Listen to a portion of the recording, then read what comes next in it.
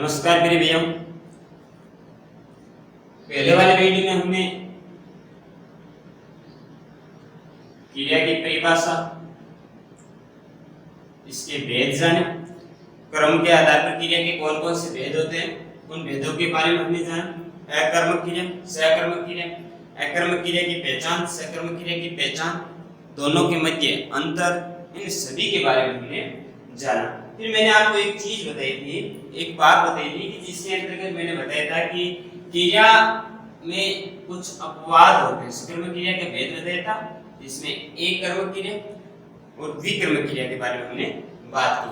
फिर द्विकर्मक क्रिया की बारे में अपने अपवाद चल रहा था, एक बात आई थी जिसमें मैंने बताया था कि एक सजीव कर्म होगा जो कि गौण होगा और दूसरा एक निर्जीव कर्म होगा जो कि प्रधान कर्म होगा।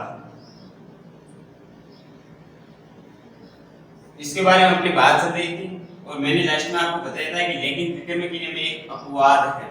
वो कौन सा अपवाद है? कल हमने अपवाद के बारे में बात करके बीच में छोड़ा था, हम उसके बारे में आज विस्तार से अध्ययन कर रहे हैं। हमने बात की थी अपवाद के बारे में जो कि संप्रदान कारक का अपवाद था। हम बात कर रहे हैं क्रिया का भाग है सेकंड 2। क्रिया के भाग 2 की बात कर रहे हैं आज। सबसे पहले हम बात कर रहे हैं अपवाद की।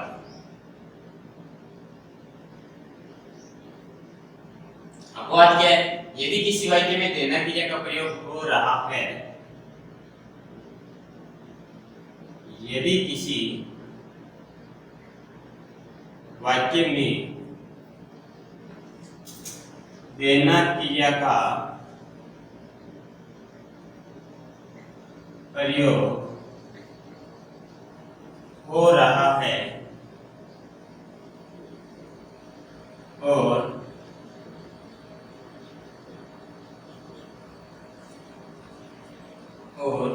देने में दान की भावना हो तो देने में दान की भावना हो तो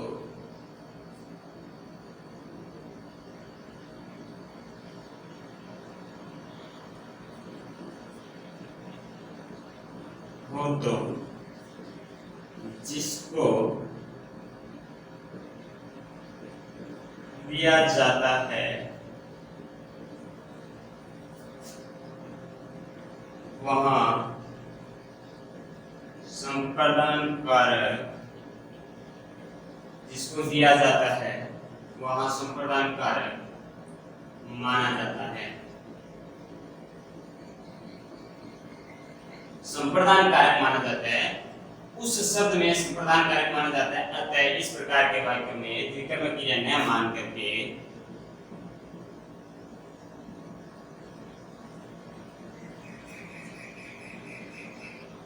इस प्रकार के वाक्यों में द्विकर्मक क्रिया न मानकर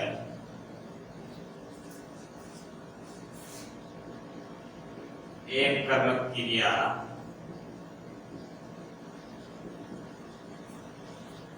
मानी जाती है। क्या बात हुई थी? यदि किसी वाक्य में देना क्रिया का प्रयोग हो रहा है और देने का में दान की भावना हो तो जिसको दिया जाता है वहां संप्रदान कारक माना जाता है। अतः इस प्रकार के वाक्यों में द्विकर्मक क्रिया न मानकर एक कर्मक क्रिया मानी जाती है। हमें कौन सी क्रिया मानी? एक कर्मक क्रिया मानी है। जैसे मैंने बताया था आपको, राजा ने भिखारी को दान दिया। जैसे मैंने आपको बताया था, सेठ ब्राह्मण को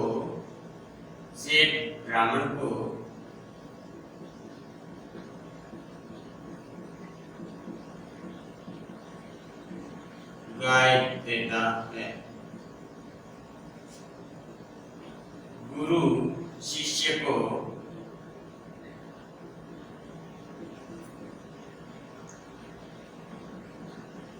ज्ञान देता है। गुरु शिष्य को ज्ञान देता है। यहाँ पर राजा ने भिखारी को दान दिया, सेठ ब्राह्मण को गाय देता है, गुरु शिष्य को ज्ञान देता है और सभी में देने की भावना है और देने में दान है, तो वहां पर एक कर्म क्रिया मानी जाएगी, द्विकर्म क्रिया नहीं मानी जाएगी। क्यों? क्योंकि जो ले रहा है उस शब्द में कौन सा कारक है? संप्रदान कारक है। लेकिन वहीं पर यदि इसमें दान न होकर के दंड की भावना हो, अगर दान न होकर के यहाँ पर दंड की भावना हो, तो वहां पर एक कर्म क्रिया न होकर के द्विकर्म क्रिया मानी जाएगी। लिख लीजिए नीचे, यदि नोट लगा करके लिख लीजिए, यदि देने में दान की भावना नहीं हो,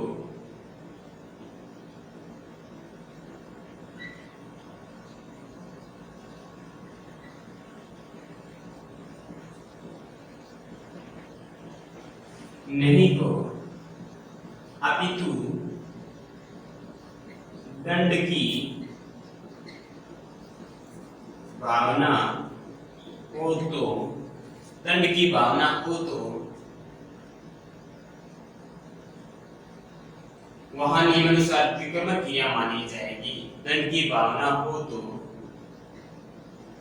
वहां नियमानुसार द्विकर्म क्रिया मानी जाएगी। दंड की भावना हो तो वहां पर द्विकर्म क्रिया मानी जाएगी। जैसे राजा अपराधी को दंड देता है, जैसे राजा अपराधी को दंड देता है। हमने देखा किस प्रकार से क्रिया है जो अपवाद के रूप में एक कर्म क्रिया और द्विकर्म क्रिया के बारे में हमने जाना। यदि किसी क्रिया में देने के अर्थ प्रयोग हो रहा है तो वहां पर दान की भावना है, तो वहां पर एक कर्म क्रिया मानी जाएगी। अगर वही भावना दंड के लिए है तो वहां पर द्विकर्म क्रिया मानी जाएगी। आप इसका स्क्रीनशॉट ले करके और कार्य को अपनी कॉपी में लिखिए। फिर आगे हम देखते हैं, हमेशा जैसे कि मैंने सकर्मक क्रिया में आपको भेद बताए थे और भेद में मैंने वहां पर आपको कर्म बताया ही नहीं था, लेकिन फिर भी वह सकर्मक क्रिया थी।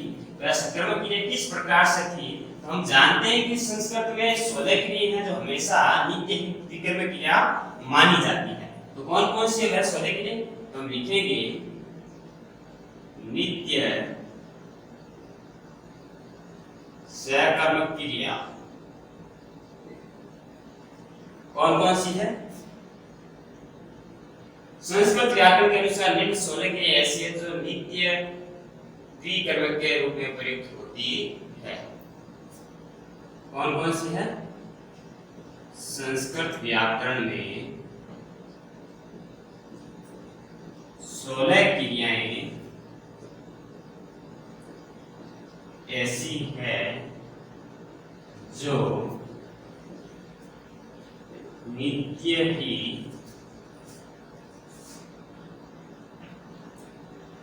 द्विकर्मक के रूप में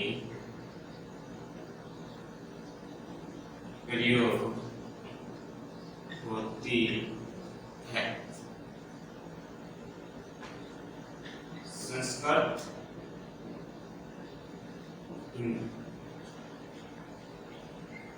दु याच रुत ची सास मत नी कस।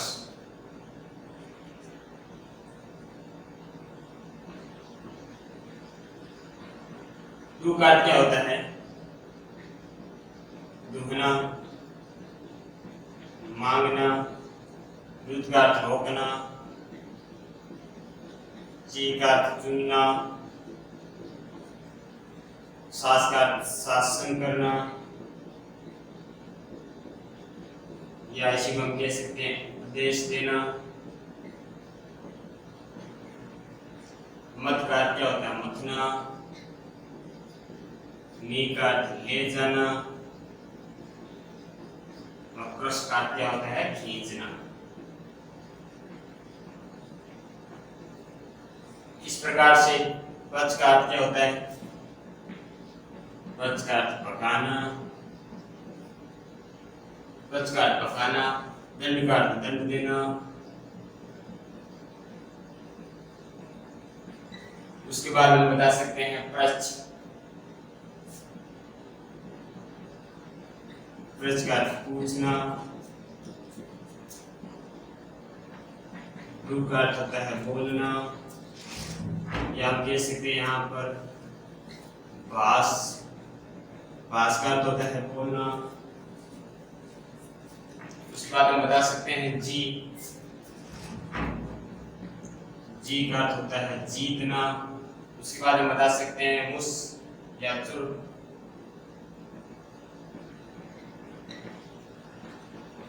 मुस या चुर का अर्थ होता है चुराना। फिर का अर्थ होता है हरण करना।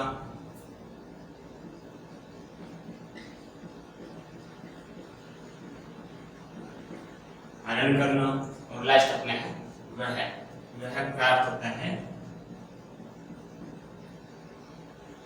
ढोना या ले जाना।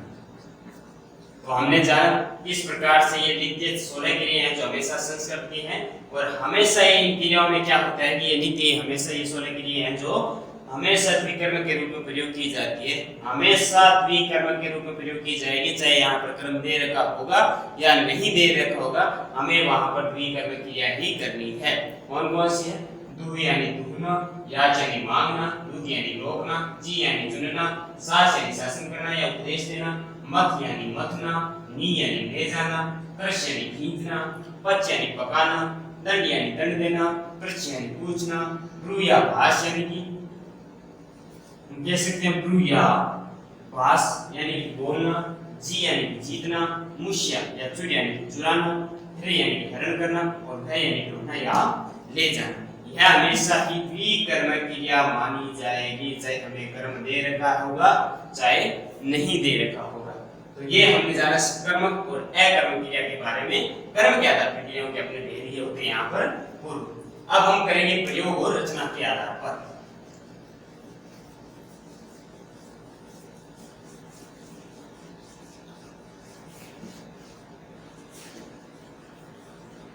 अगला भेद प्रयोग और रचना के आधार पर।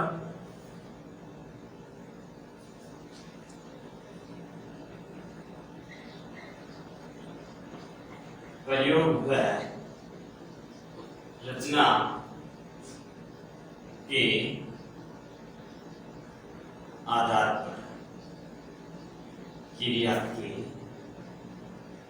मैंने दूसरा आपको लिखा था काल के आधार पर, लेकिन काल के आधार क्रिया के भेद में क्या है कि अपने काल आ रखा है पेपर में एक अलग रूप से काल आ रखा है, तो उनको हम अलग टॉपिक के रूप से पढ़ेंगे कि किस प्रकार से काल है जो अपने काम है पेपर के अंदर में। काल का एक टॉपिक है दूसरा अलग से, तो उसके बारे में हम विस्तार से अध्ययन करेंगे।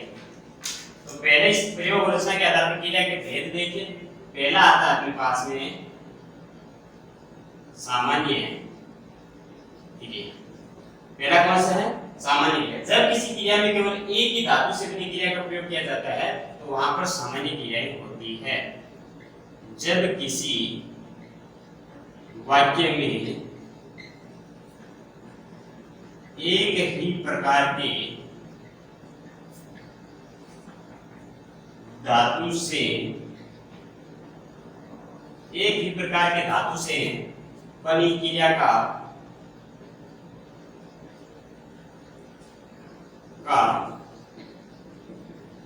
प्रयोग किया जाता है, वहां सामान्य क्रिया होती है। एक ही प्रकार के धातु से बनी क्रिया होती है, वहां पर कौन सी क्रिया होती है? वहां पर सामान्य क्रियाएं होती है। जैसे राम, सामान्य वाक्य, घर गया। जैसे हम कह सकते हैं बच्चों ने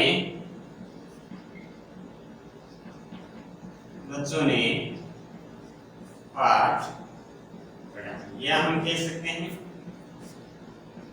सरिता ने गाना गाया। सामान्य वाक्य होंगे जिसमें कर्ता, कर्म और क्रिया तीन ही चीज होगी जिनको हम सामान्य क्रिया कहेंगे। सामान्य क्रिया में क्या होगा, जब किसी वाक्य में एक ही धातु होगा यानी कि एक ही क्रिया का प्रयोग किया जाएगा, वह सामान्य क्रिया कहलाएगी। सामान्य क्रिया के बारे हमने देखी कि जिस प्रकार के वाक्य में एक ही धातु से बनी हुई क्रियाओं का प्रयोग किया जाएगा वह क्रिया कौन सी होगी, सामान्य क्रिया होगी। दूसरी क्रिया हमारे सामने आती है संयुक्त क्रिया।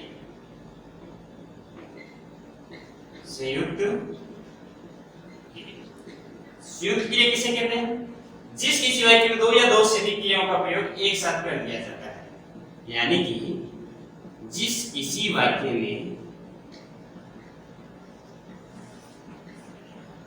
दो या दो से अधिक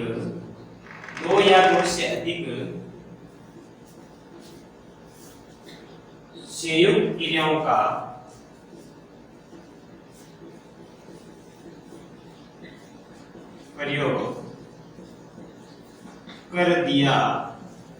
दिया जाता है, वहां संयुक्त क्रिया होती है। जिस किसी वाक्य में दो या दो से अधिक संयुक्त क्रियाओं का प्रयोग कर दिया जाता है वहां पर कैसी क्रिया होगी, संयुक्त क्रिया होगी।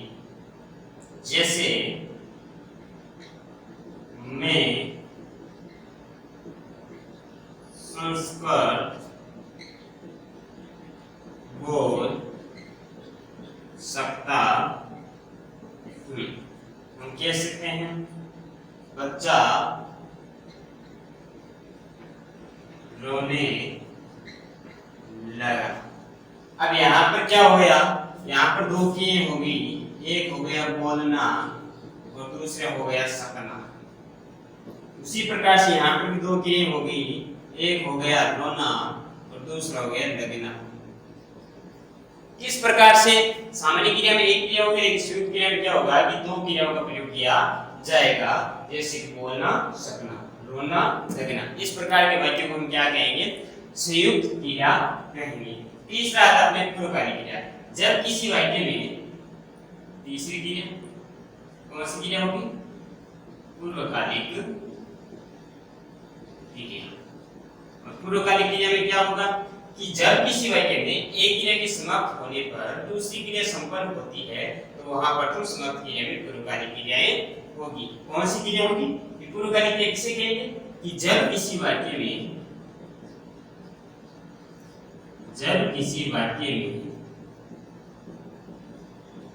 दो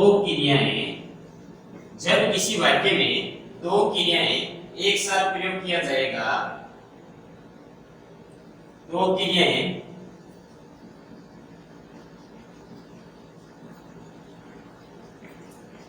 प्रयोग किया जाएगा जिसमें पहले होने वाली क्रिया में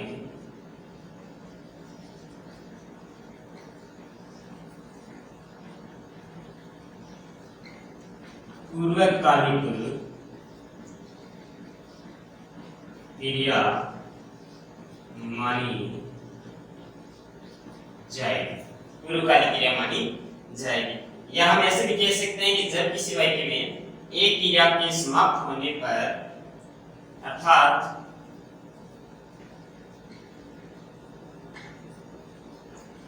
जब किसी वाक्य में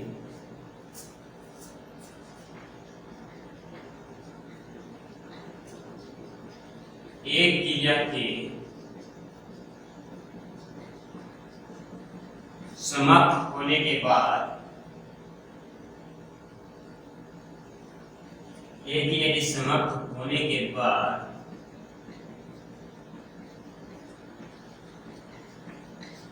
दूसरी क्रिया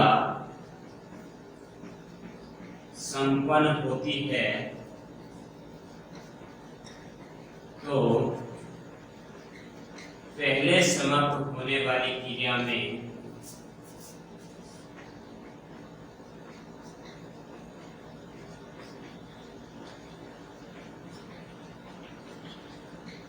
पूर्वकालिक क्रिया होती है। पूर्वकालिक क्रिया होती है। पूर्वकालिक क्रिया हमने देखा जब किसी वाक्य में दो क्रिया एक साथ प्रयोग की जाती है और दोनों क्रिया में जब दो क्रिया एक साथ प्रयोग हो तो पहले समाप्त होने वाली क्रिया को हम क्या कहेंगे? पूर्वकालिक क्रिया कहेंगे। एक इसका उदाहरण देख लेते हैं। जैसे बच्चा दूध पीकर सो गया या मैं खाना खाकर बाजार गई। इस प्रकार की क्रिया क्या कहलाएगी? पूर्वकालिक क्रिया कहलाएगी। आज हमने क्रिया का भाग 2 देखा। अगले वीडियो में भाग 3 हम इसके अन्य भेदों के बारे में जानेंगे।